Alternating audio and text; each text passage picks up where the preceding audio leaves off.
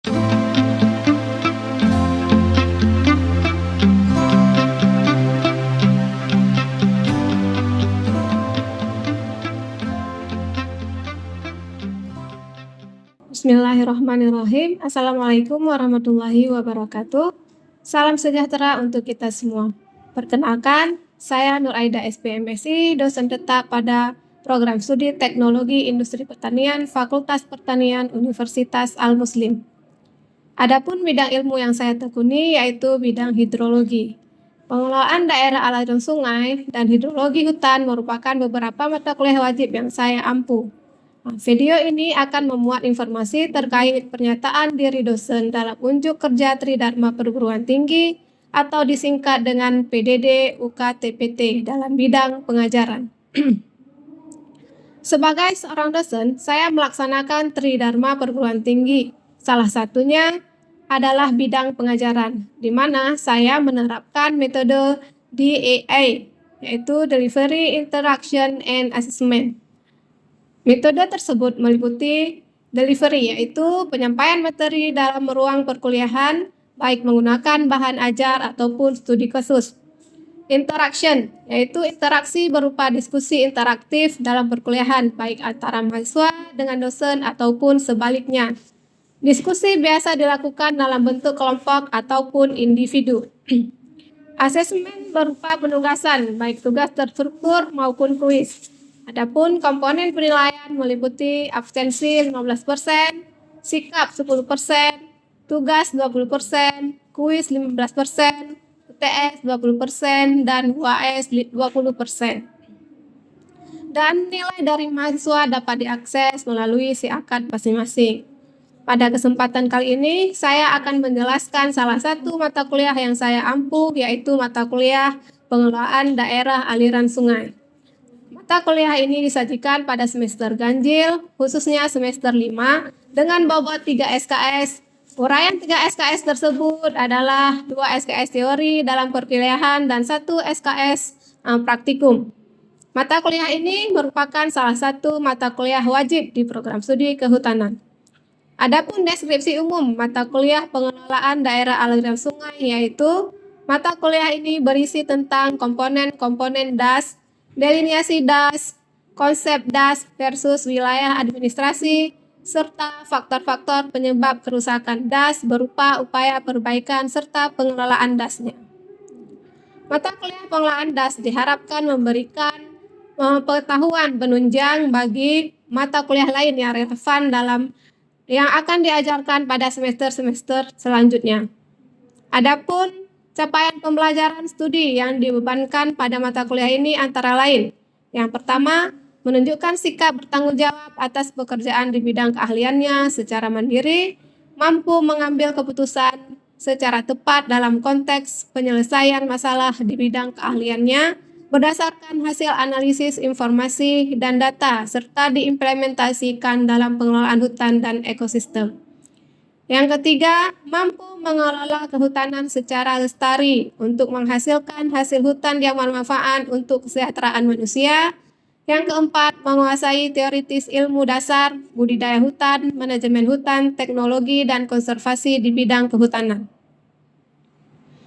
Selain pada capaian program studi yang dibebankan pada mata kuliah ini, terdapat juga capaian pembelajaran mata kuliah, yaitu yang pertama, mahasiswa mampu menggambarkan DAS, membedakan sub-DAS, dan mampu memecahkan sub-sub-DAS, serta mampu membagankan sistem hidrologi di dalam DAS. Yang kedua, mahasiswa mampu membedakan jenis DAS, mampu menentukan sifat DAS, mampu mendiagramkan konsep DAS dalam wilayah administrasi. Yang ketiga, mahasiswa mampu menguraikan komponen DAS, mampu menggambarkan sistem hidrologi di dalam kawasan DAS, mampu membedakan pola drainase, mampu mendeskripsikan morfometri DAS, serta mampu mengklasifikasikan aliran sungai. Yang keempat, mahasiswa mampu membedakan karakteristik kemantapan dan kerusakan DAS, mampu merencanakan keseimbangan dalam sistem DAS. Yang kelima, mahasiswa mampu mengemukakan identifikasi dan inventarisasi sumber daya alam dalam kawasan DAS, mampu menelaah DAS sebagai unit perencana wilayah. Yang keenam, mahasiswa mampu menyimpulkan konsep umum tata ruang maupun merencanakan DAS sebagai unit berencana serta menciptakan pembangunan berwawasan lingkungan. Yang ketujuh, mahasiswa mampu memaksimalkan konsep Payment of Environmental Service atau PES dan merancang rewarding the upload for in action for environmental service they profit atau RUPES. Yang kedelapan, mahasiswa mampu merancang pengelolaan DAS dalam pencegahan degradasi lahan. Untuk bisa mencapai kemampuan tersebut, mahasiswa akan diberi topik-topik yang akan dibahas selama 16 pekan pertemuan, baik secara luring atau tatap muka dan secara daring. Adapun topik-topik yang akan dibahas yaitu yang pertama, DAS atau daerah aliran sungai, subdas, subdas sistem hidrologi di dalam DAS. Yang kedua, jenis DAS, sifat DAS, konsep DAS dalam wilayah administrasi. Yang ketiga, komponen daerah aliran sungai, sistem hidrologi di dalam kawasan DAS. Yang keempat, pola drainase, orde sungai, morfometri sungai, klasifikasi aliran sungai. Yang kelima, karakteristik kemantapan dan kerusakan daerah aliran sungai, keseimbangan subsistem dalam DAS. Yang keenam, identifikasi dan inventarisasi sumber daya alam dalam kawasan DAS. Yang ketujuh, DAS sebagai unit perencana bagian wilayah. Yang kedelapan, institusi pengelolaan DAS. Yang kesembilan, konsep umum tata ruang DAS sebagai unit berencana pembangunan berwawasan lingkungan. Yang ke-10, konsep PES dan RUPES. Yang ke-11, pengelolaan DAS dalam pencegahan degradasi lahan. Berikut adalah video pembelajaran saya di dalam kelas dengan materi erosi tanah dan sedimentasi. Terima kasih. Assalamualaikum warahmatullahi wabarakatuh.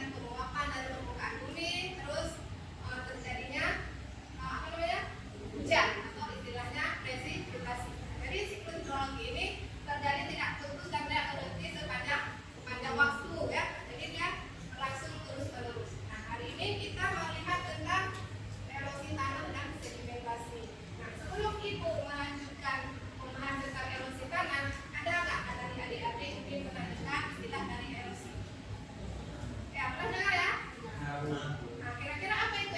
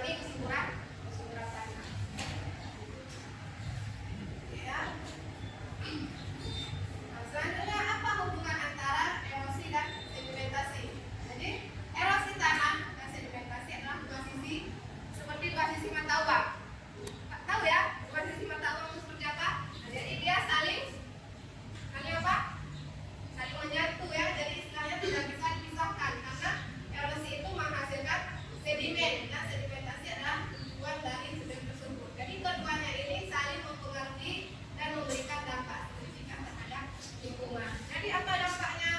Dampak dari sedimentasi ini apa?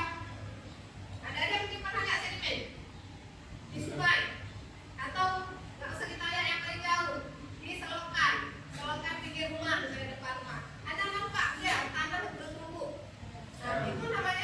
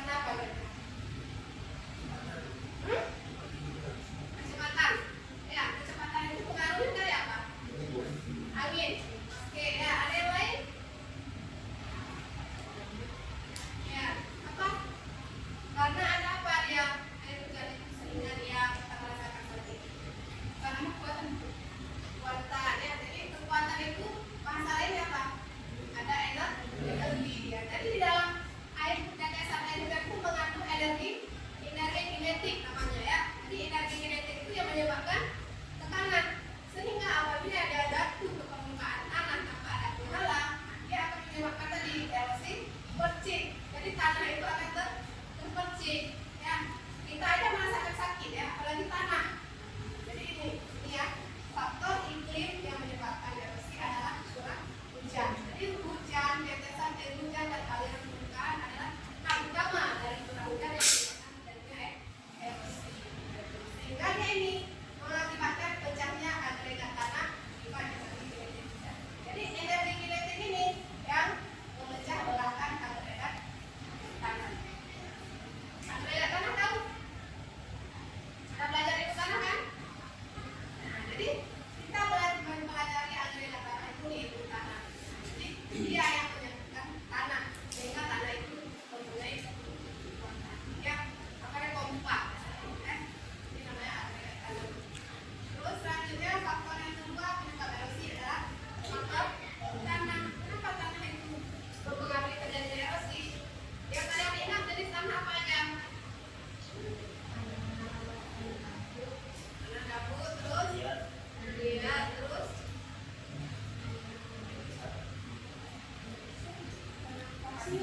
pasir.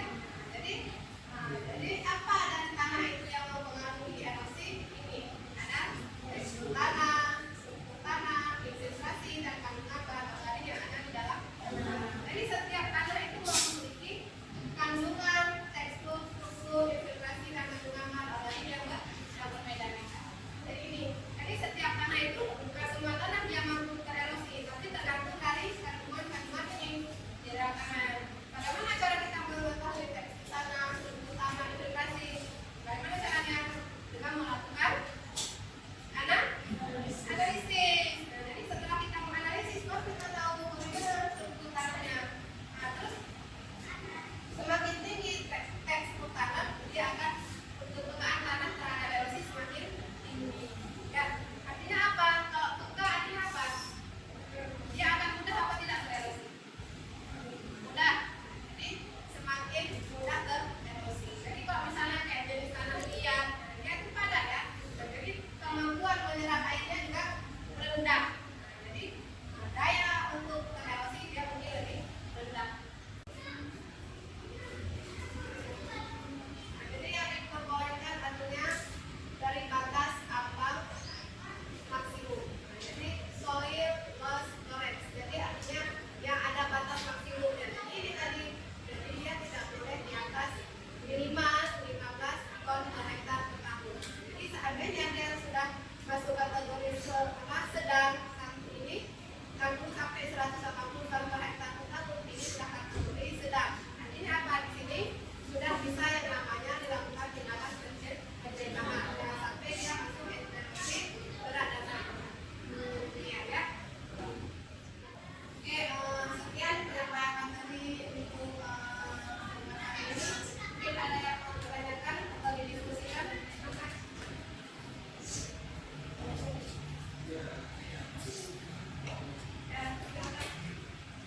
Bu, tadi kan itu masalah erosi. Nah, Bu, apa yang menjadi penyebab utama dari erosi tanah? Ada yang lain? Oke, silakan. Cara penanggulangan erosi gimana? Siap ya, pertanyaan ya. Oke, tadi Humaira menanyakan tentang penyebab erosi ya. Jadi ini ya penyebab erosi tadi sudah dijelaskan. Yang paling utama itu adalah faktor ini ya, faktor iklim. Jadi iklim itu adalah curah hujan. Curah hujan adalah faktor utama yang mempengaruhi terjadinya erosi. Jadi misalnya nggak ada hujan, apakah akan terjadi erosi? Nggak akan terjadi erosi kan? Walaupun dia ada tanah, ada topografi, ada vegetasi, nggak ada hujan, nggak ada pengaruh. Ya. Jadi faktor utama mempengaruhi erosi adalah curah hujan. Jadi curah hujan itu apa? Intensitas atau lamanya hujan. Jadi misalnya hujan yang ringan, detik-detik, tapi dalam waktu lama. Kira-kira erosinya tinggi nggak? Nah, misalnya intensitasnya hujannya lebat, tapi dia cuma 5 menit, erosinya tinggi nggak kira-kira? Jadi itu namanya intensitas dan lamanya hujan yang mempengaruhi terjadinya ya. Terus selanjutnya dari Aisyah tadi menanyakan apa yang harus